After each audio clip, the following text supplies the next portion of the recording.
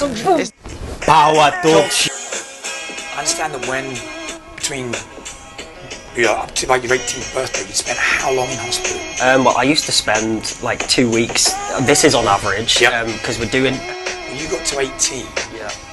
what did you weigh? I was about 6.5 stone when I was at my worst. Well, that's obviously. Sister Adeline, you had that book. What was the name of your book again? Oh, Power of Imagination. Yes. Am I wrong? No, I'm right. You're right. No, holding on to your vision limit correct. See? This is your other book. No, not yet. Not yet. Well, maybe I'm trying to create a book here.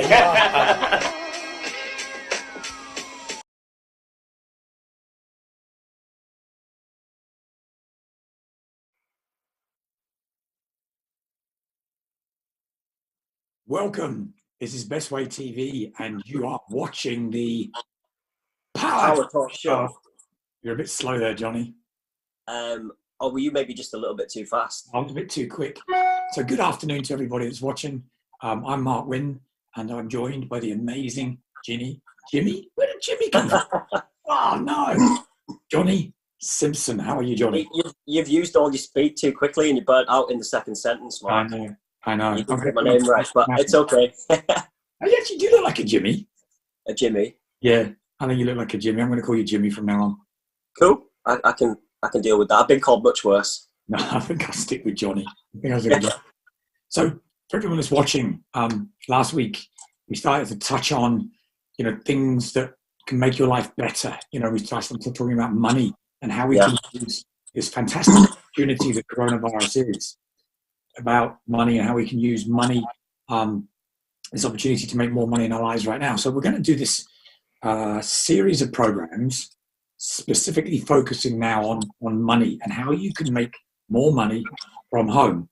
And Johnny and I were talking before the show, and we thought it's probably worth mentioning that we've got nothing to sell here, absolutely nothing. So there's no click this link and watch this presentation and you're going to then be, given the opportunity to buy something. There's none of that we're going to do. This is all free advice.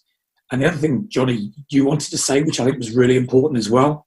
Yeah, just the fact that we're on the same journey as well, so we don't mean to come across as preachy. We're all in the same process, the same situation here. So these are things that we have tried and tested, but we are still in the process of actually trying to capitalize on as well. So, yeah, we're as much sharing our journey as giving advice. Very good point. So Johnny and I are on this journey with everybody that's watching. If you want to come and join us in terms of learning the opportunity that there is, within the internet to go online and to make money.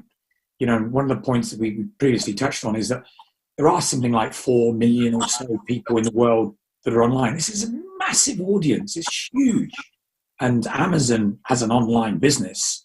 This year is expected to go over $100 billion. $100 billion for someone, Johnny, I think you said to me was a guy that started selling things out of his garage. Was that right? He did, yeah. Amazon all started by, well, I'm not sure if it was out of his garage, but his original plan all came from selling books online and selling second-hand books and all that kind of thing. And it all grew from there. So it just shows how one small idea can grow into something amazing. Massive.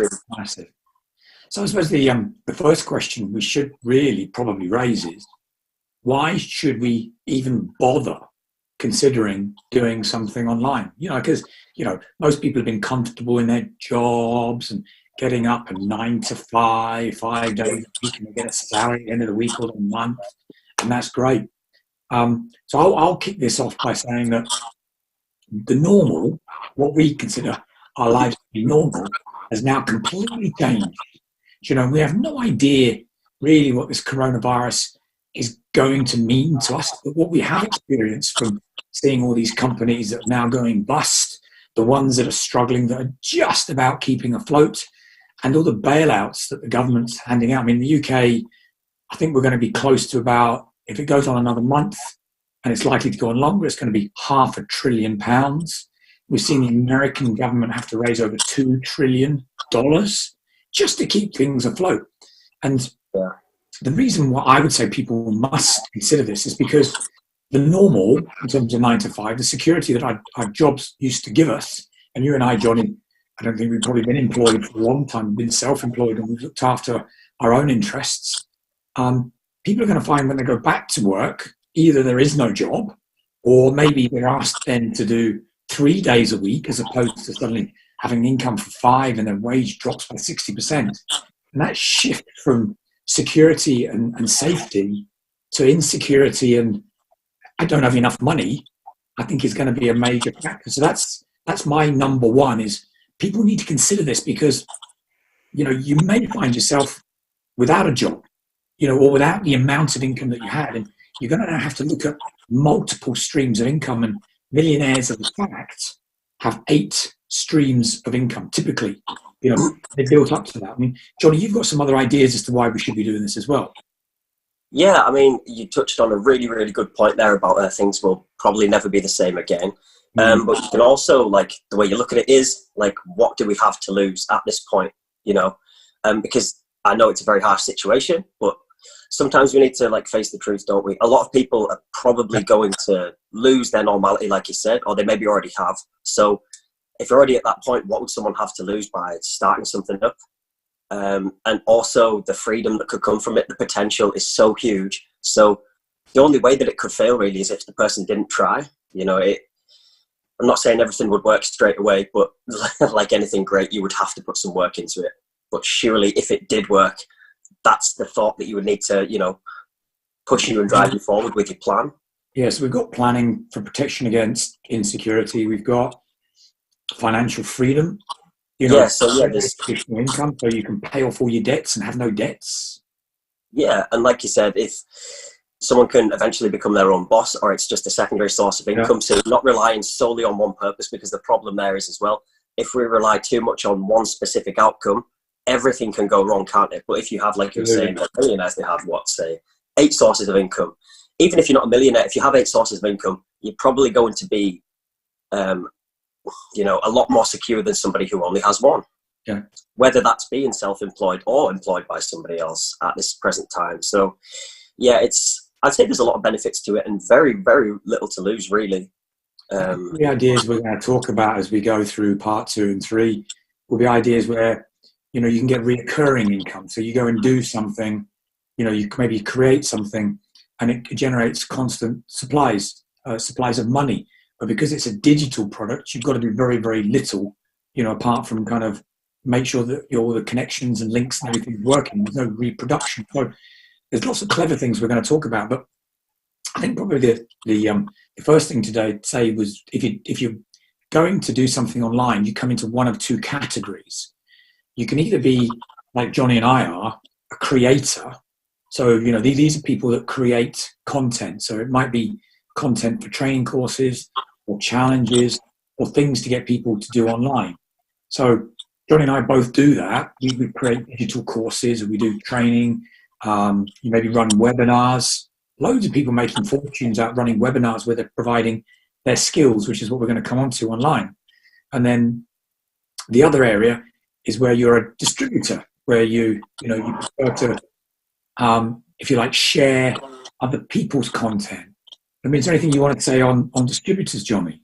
Because is there anything I want to say on which part? Sorry, distributors. If you're a distributor, yeah, I would actually say to an extent, I kind of maybe fall in the middle category of that, because I do create, but I also distribute at the same time. Because a lot of my coaching, it is one-to-one. I'm branching out more into group, but that product, I am delivering it specifically to a certain person as well. So it does I do kind of fall into both categories there. So people could have that possibility as well. They could do both.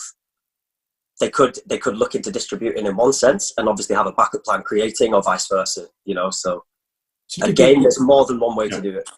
So to give you a bit of idea what the distributing is, it's like going back to Amazon, because we're just using that as an example. I mean, 30% of all Amazon's business comes from people that have databases. They might write blogs, and it might be a blog about, I don't know, TVs, and then they put links into the blog, and this is the best TV, second best TV. And if those TVs are then linked to the product being on Amazon, all you've got to do is click on the link, you go to Amazon. If you pay for it on Amazon, then the person who's provided that link gets paid. And I think it's around about 30% of all Amazon business, which is roughly about 30 billion at the moment. Yeah, that's an exciting number right there, isn't it? That is incredible. 30 billion $1 million. And this is the thing, like, Yeah. a lot of people probably won't agree with this statement, but I do believe there is enough money to go around. You know, there is, like, because we limit ourselves so much in that sense. Like, I've done it in the past, I've seen other people do it, you know, and it's that lacking mindset where people think there's not enough to go around, I can't, and that just sets you up for failure. Yeah. But when you realize money, in a sense, it is kind of infinite. I don't mean we have an infinite bank account, but there's always a chance to earn more, is what I mean. So taking that mindset into it, and back about what you were saying about whether you're a distributor or creator, I think one of the key points people need to focus on in their marketing is creating an audience, however you do that, because you need your audience to let that grow organically, as well as the advertising side of it. I think that's just as important as well, because the most successful people at the moment, obviously they are focusing on really good advertising, really good marketing, but a big part of that in their niche is building an audience, building like a group, and then giving those people something for free, you know, and that builds up the community in itself. And then the product sometimes sells itself from that. Like, you know, like you were saying, drive people to a website. People need to go to the website because there's something valuable on there for them sometimes before you sell the product to them. So say like I'm a runner, okay, and I could make like I don't know, like a Facebook group, get like 10,000 runners in there, and then I could get them to go to my blog post every week, which is on my website. Yeah, there's something valuable on there for them. They trust me because I'm giving them something without trying to charge them, and then my product is associated with my brand and it promotes itself that way. So there is a good way to do it. Yeah, and the extension of what you're talking about, which we'll then build into in a bit more detail in some of the other programs, is if you can take someone's details, so like, you know, you give them a blog, or they get access, maybe they've got to give you their email address to going to get an ebook, which might be your ebook. Equally, it might be an ebook from one of your partners or somebody else has written. And the absolute key in every business is distribution. You know, I heard a guy talk one time. He was an absolute genius, a guy called Sir John Harvey Jones. And he gave us the choice of either having the best product in the world or the best distribution in the world. And me, like everyone else, put my right hand up and said, no, I'd have the best product. And he said, you're all wrong. He says, what you want to have is the best distribution, even if it's a great product. Because if you can go, you still there, Johnny? I am, yes, yeah. Sorry, I don't know what. Sorry.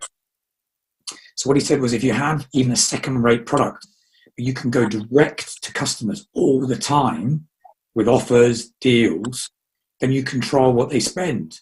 And the guy with the best product never gets there. So taking your idea, if you can put out like an ebook or something, and they've got to give you your email address, it goes into, and we will explain the terminology as you go, into a database, which is also known as an autoresponder.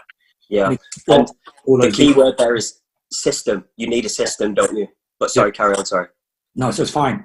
So like what people talk about is that a database, if you're developing, as you just said, trust, and you've got people in a database and you're giving them free things, an offer for something else, it's worth about £1 per month per person.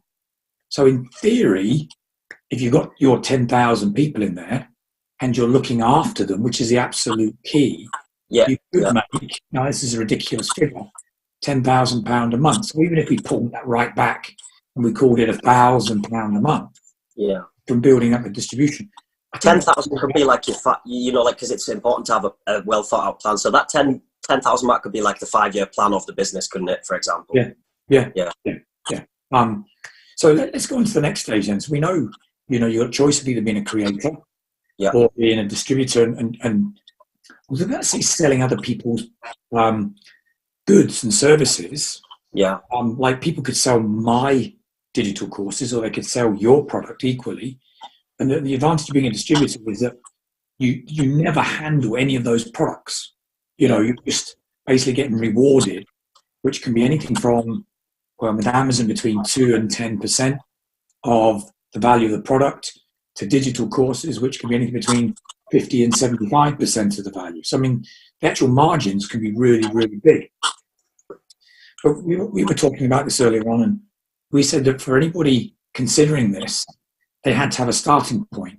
Yes. And that starting point was to do a quick assessment of your skills and your talents. So, like, you know, everybody that's watching this, you go like, yeah, I love the idea of going online. I know it's important.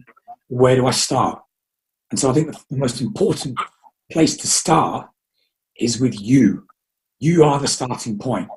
And it's like knowing what your skills and your talents are. I mean, would you like to say something about that, Johnny?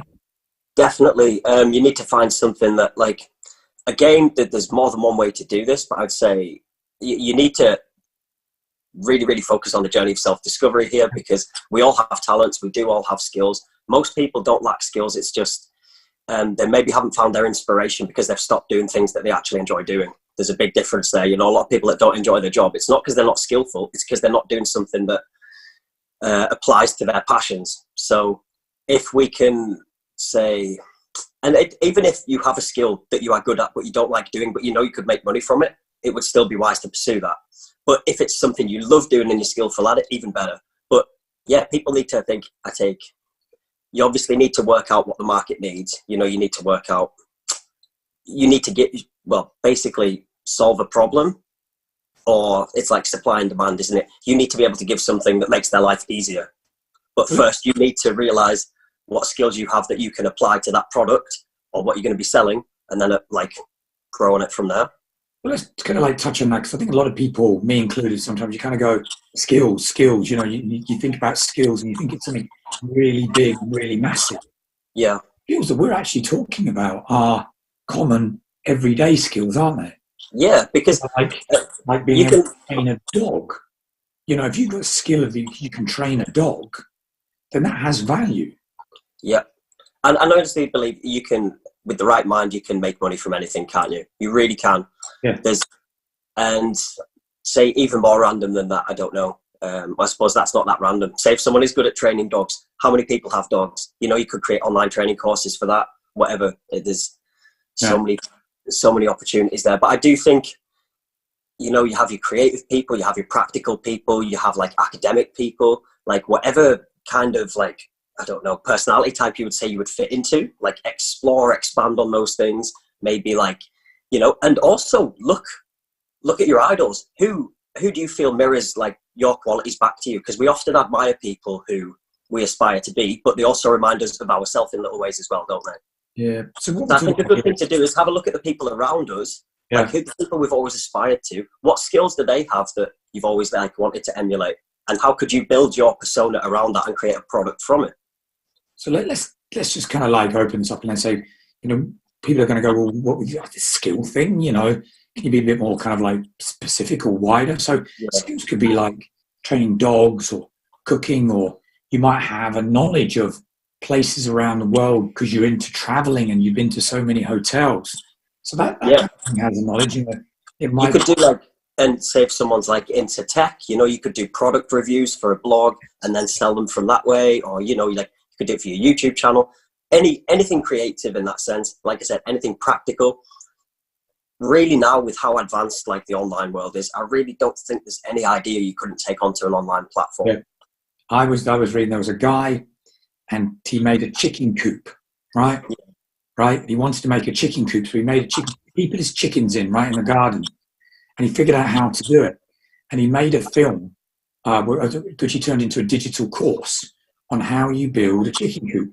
I think he made something like $40,000 out of this idea of a chicken coop, because, you know, because he just figured out that there might be other people that want to do that. So, you know, I think he put the course out at about $36, $37. And then all these people that want to build a chicken coop, because it's that cheap, just bought that. And there's another guy, I don't know how much he made, but he was into fishing. And he was somewhere like Alaska, you know, and there's a very specialized way that you fish in ice.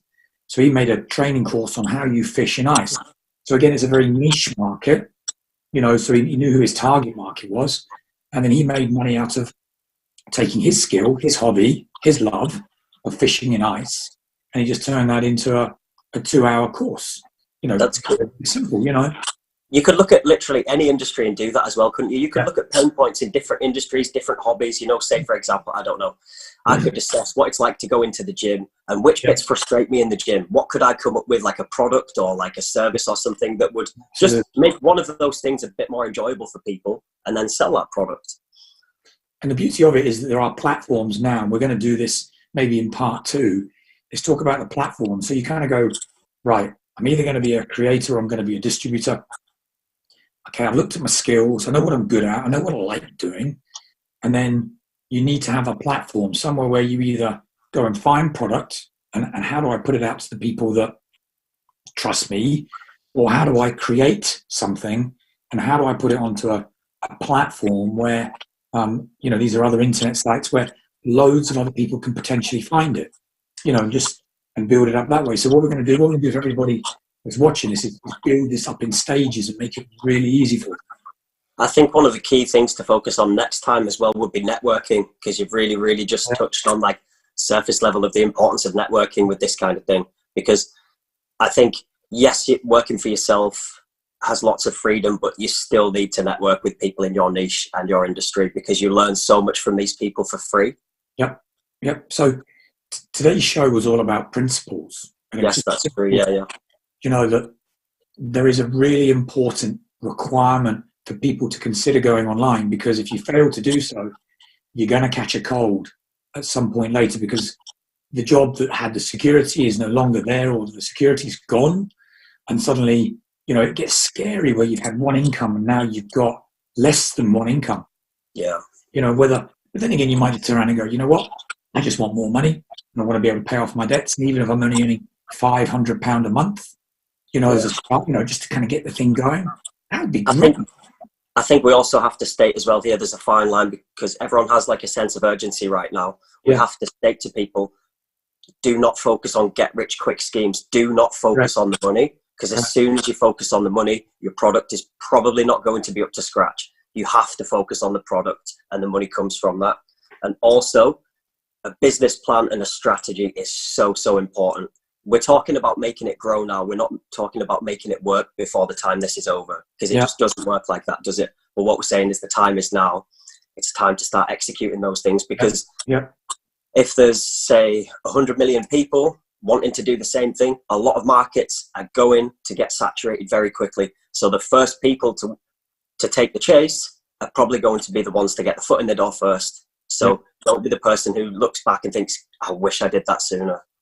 And what we're going to do into some of the future programs as well is we're going to give you links through to people that have already done it. So these are people who already made, and I always judge people by how honest they are. So someone says, I've made $1 million. I'd say, show me the $1 million, because I want to know that what you're going to tell me is actually correct. So what we're going to be doing in future programs is, if you're interested in the idea of promoting Amazon products, we're going to give you a name of somebody or names of people, because it's up to you to go and check them out as well, that have already been successful at doing this. So what we're going to do is take you stage by stage through the whole of this process. So we've told you why you need to do it. We've said you can be in one or two camps, a creator or a distributor. Yeah. And then we've now said the starting point, I'll let you finish off the program, Johnny, is to do with skill sets. So do you think, have you got an idea what people can do right now before we do the next program on how they can assess their skills and their hobbies and interests? I really do think simplify everything. Literally, it's as basic as it sounds. Sit there with a pen and paper and just think of everything you're good at. Write down everything you love to do, the goals you've had, things you wanted to do in the past that you thought you were maybe past it, like the opportunity had passed you. Because it hasn't, it's came right back to you right now. So I would take the time to just sit down, and explore all of your wants, goals and needs, your personality, your strengths. And you'll be quite surprised what comes to you when you just write freely. You really will. And here's the thing. When you love what you do and you do what you love, it doesn't feel like work. It doesn't feel like work. You get very passionate. So I think you said it before, you suddenly wake up and it's 5 a.m, and rather than giving it, I'm so tired, you just want to get out of bed because you just love what you do and you do what you love. And money comes as a byproduct of doing what you love.